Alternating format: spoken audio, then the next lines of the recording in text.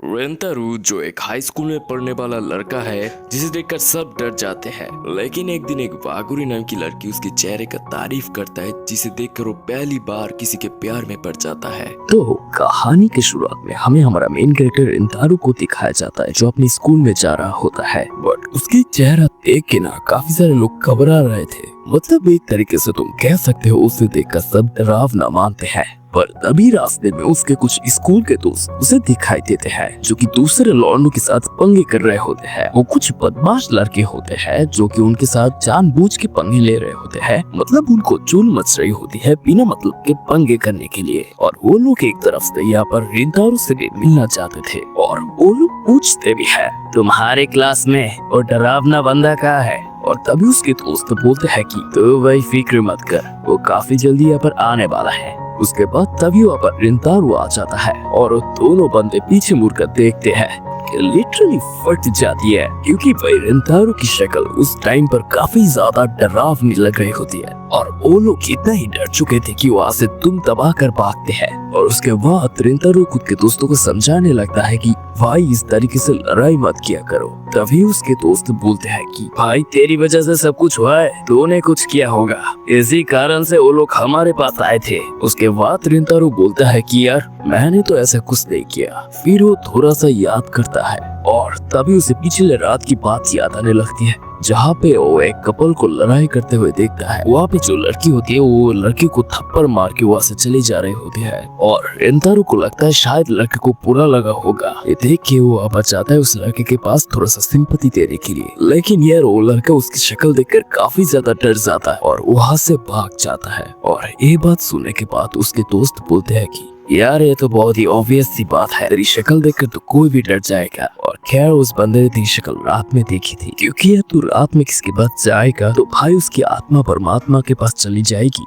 और यार इस स्टोरी में आगे बढ़ने से पहले मैं बस तुम्हें बता दूं, यहाँ पर लड़कों का कॉलेज जो था वो अलग था और लड़कियों का कॉलेज अलग था, लेकिन वो दोनों अगल बगल में ही थे। और मेन बात यह है कि लड़की और लड़का आपस में एक दूसरे को काफी ज्यादा नफरत करते हैं। अब मैंने तुम्हें स्टार्टिंग में सब क्यों बताया, ये तुम स्टोरी में आगे जान जाओगे। Well back to the story. देखो यार जो हमारी लॉन्डो का ग्रुप होता है वो अभी कॉलेज से निकल के बाहर जा रहा होता है और दो लड़की उनके बगल से गुजर रहा होता है। तभी एक लड़की का रुमाल जो होता है वो नीचे गिर जाता है और एक बंदा उसको उठाकर उस लड़की को देने लगता है। बट वो लड़की बोलती है अब इस पे तुम्हारा हाथ लग गया है, इस कारण मैं इसको नहीं लेने वाली। लिटरली काफी बुरी तरीके से वो बंदी उसको इंसल्ट करती है। और तभी रेंतारू के दोस्त बोलते हैं, वो आपस में बात करने लगते हैं कि ये कभी भी सुधरने नहीं वाले। मतलब कि इतनी अकड़ किस बात की है। जिसके बाद हमें स्कूल के बारे में थोड़ा सा बताया जाता है और हमें ये बताया जाता है कि जो लड़कियों का स्कूल था वो काफी ज्यादा रिच स्कूल है। मतलब यहाँ पर सिर्फ रईस बाप की बेटियां पढ़ते हैं। मतलब तुम एक तरीके से समझ सकते हो या फिर यूँ कह लो यहाँ पर बहुत ही अमीर घराने के बच्चे पढ़ते हैं। बट लड़कों का स्कूल इससे बहुत ऑपोजिट था। यहाँ पर बहुत ही नॉर्मल फैमिली के बच्चे पढ़ा करते थे और इसी वजह से वो लड़कियां इन लड़कों को पसंद नहीं करते थे और वो उनसे इतनी ज्यादा नफरत किया करती थी। और फिर हमें पता चलता है लड़कियों का स्कूल का जो पर्दा था वो हमेशा ही बंद होता था। मतलब वो कभी भी उस पर्दे को हटाते नहीं क्योंकि वो लड़कों का शक्ल बिल्कुल भी नहीं देखना चाहती है। इसके बाद वो जो हमारे लौंडे होते हैं वो स्कूल से जाने का प्लान करते हैं, लेकिन रेंतारू मना कर देता है। वो कहता है उसके घर पे कुछ काम है इसीलिए वो आज नहीं जा सकता। और फिर जब वो घर पे जाता है उसके माँ उसे बहुत डांटने लगती है और बोलती है तुम लेट हो चुके हो। और रेंतारू कहता है मम्मी स्कूल काफी ज्यादा दूर था यार और साथ ही आज बारिश भी हो रही थी इसीलिए थोड़ा सा लेट हो गया। और रेंतारू उसके मम्मी को फिर से बताने लगता है आपको पता है ना मैं इस काम में कितना ज्यादा बेकार, कोई भी मेरी वजह से इस रेस्टोरेंट में नहीं आना चाहता। और उसके माँ बोलती है यहाँ पर रेस्टोरेंट में सिर्फ एक ही कस्टमर है और अभी बारिश भी हो रही है, इस कारण कोई ज्यादा लोग नहीं आएंगे। और उसकी मदर फिर से बोलती है मुझे पता है तुम इसे हैंडल कर लोगे। और उसके मदर इतना कह के वहाँ से चली जाती है। इसके बाद हमें अगला सीन दिखाया जाता है जहाँ पर हम देखते हैं रेंतारू बेकरी पर कॉस्ट्यूम पहन लेता है और वहाँ पर खड़ा होता है और हमें बताने लगती है मेरी फैमिली एक तरीके से बेकरी चलाती है और कभी कभार थोड़ी सी इंप्रेस की कमी पड़ जाती है, इसी वजह से मुझे भी यहाँ पर काम करना पड़ता है। वो बताने लगता है मैंने अपने दोस्तों को इस बारे में कभी भी नहीं बताया है कि हमारी एक बेकरी भी है। और वो सोचने लगता है मदर ने कहा था यहाँ पर सिर्फ एक ही कस्टमर है और वो चारों तरफ देखने लगता है और तभी उसे एक लड़की बैठा हुआ दिखाई देता है और लिटरली उसके आगे ना काफी ज्यादा केक के प्लेट रखे हुए थे और अपना बंदा सोच रहा होता है कि यार इतनी छोटी सी लड़की इतना सारा खाना कैसे खा सकती है। और रिंतारो यही सोच में डूबा रहता है और तभी वो लड़की रिंतारो की तरफ देखने लगती है और दोनों का आई कांटेक्ट होता है और अभी वो लड़की वहाँ पर काफी ज्यादा डर जाती है, जिसके चक्कर में वो उसका जो केक होता है वो गले में अटक जाता है। जिसके बाद रिंतारो उसको पानी ला के देता है। वो मन में सोचता है मुझे ऐसा लग रहा है कि ये मिडिल स्कूल की कोई लड़की होगी, आखिरकार ये इतनी ज्यादा केक कैसे खा सकती है। बट यार कुछ भी खाओ, लड़की तो बहुत क्यूट है।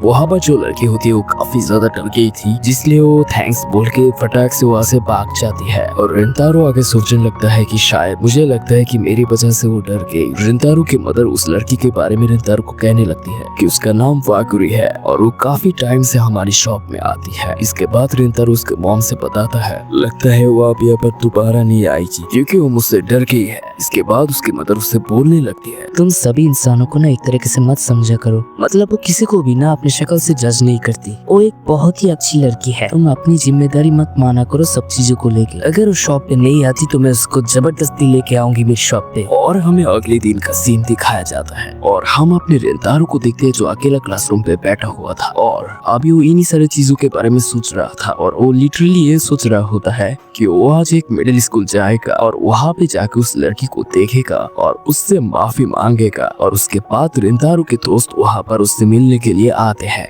वो बोलते हैं कि चल भाई आज मिलके खाने खाते हैं, लेकिन रिंतारो यहाँ पर कुछ और ही सोच रहा होता है और बोलता है आज मेरा मन नहीं है और ये बोल के वो क्लासरूम के बाहर आ जाता है। और तभी एक बंदा वहाँ पर बोलने लगता है कि तुम लोगों को पता नहीं है, लेकिन रिंतारो जानबूझ के लोगों से दूरियां बनाने की कोशिश करता है। मतलब वो सोचता है कि वो बिल्कुल भी अच्छा नहीं है, इस कारण से वो लोगों से दूर रहने की कोशिश करता है। और इसके बाद रिंतारो सोचता है मुझे उस लड़की के पास जाना चाहिए, बट वो प्लान को कैंसिल कर देता है क्योंकि वो सोचता है अगर वो मुझे फिर से देखकर डर गई तो क्या होगा। और इसके बाद रिंतारो हमें घर पे दिखाया जाता है और तभी उसकी मदर उसके कमरे में आती है। वो बोलता है कि वागुरी तुमसे मिलना चाहती है। जिसे सुन के रिंतारो एकदम से शॉक में चला जाता है। फाइनली रिंतारो वागुरी से मिलता है। वो वागुरी से माफी मांगने वाला था, लेकिन तभी वागुरी उसको बोलती है हमें पहले कुछ खाना खा लेना चाहिए, मतलब यहाँ बैठे ही है तो पहले कुछ खा लेना चाहिए। इसके बाद दोनों टेबल पे आमने सामने बैठते हैं और लिटरली रिंतारो वहाँ पर सोच रहा होता है कि लड़की मुझे ट्रीट देना चाहती है, वो भी मेरी शॉप पर, मतलब कहीं और ले चलती। खैर इसके बाद वागुरी बोलने लगती है कि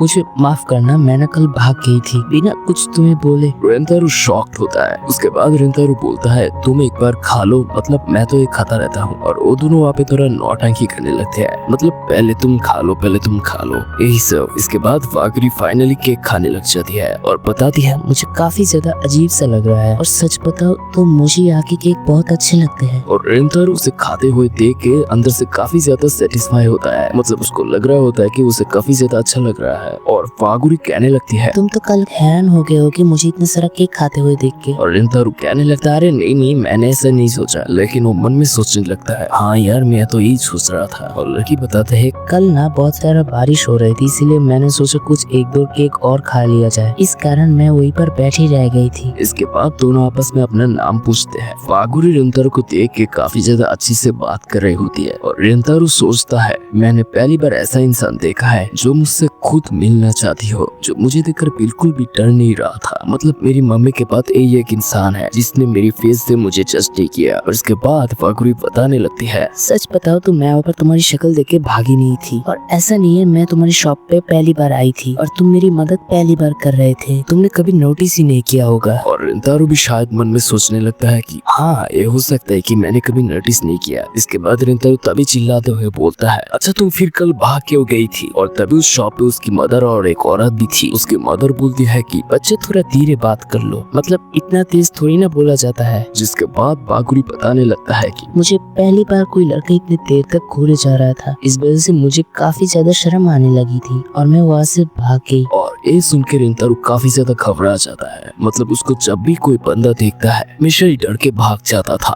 पहली बार देखा कि कोई जो शर्मा के भाग रहा हो, तब दोनों का आई कांटेक्ट होता है और दोनों वहाँ पर काफी ज्यादा ब्लश करने लगते हैं। और उसके बाद रिंतारो बोलता है कि अब रात ज्यादा हो गई है तो मैं तुम्हें स्टेशन तक छोड़ देता हूँ। तब वागुरी बताती है कि मुझे ना एक केक की ऑर्डर करना है। और वो केक का ऑर्डर करने जाती है और कुछ टाइम बाद रिंतारो बोलता है कि सच में अकेली चली जाओगी? क्योंकि अभी काफी ज्यादा रात हो गई है, साथ भी स्टेशन काफी ज्यादा दूर है। वाकरी बोलती है, तुम फिक्र बिल्कुल मत करो। और वो बताने लगते हैं कि तुम ये बिल्कुल भी मत सोचना कि मैं तुमसे डर के भाग गई थी। सच बताओ तो मैं तुमसे बिल्कुल भी नहीं डरती। और तुम्हारा बहुत बहुत शुक्रिया मुझसे इतना अच्छी तरीके से बात करने के लिए। उसके बाद वो वहाँ से चली जाती है। और यार रेंतारू को तो यह पर बत्ती गोल हो चुकी होती है। वो बंदा कैसे भी करके अपने घर पे आता है और काफी ज्यादा शर्मा रहा होता है। मतलब कि पहली बार लिटरली कोई लड़की उससे इतनी अच्छी तरीके से बात कर रही होती है। इसके बाद रेंतारू सोच रहा होता है कि बचपन से मुझे सभी लोग रिजेक्ट करते हुए आए हैं।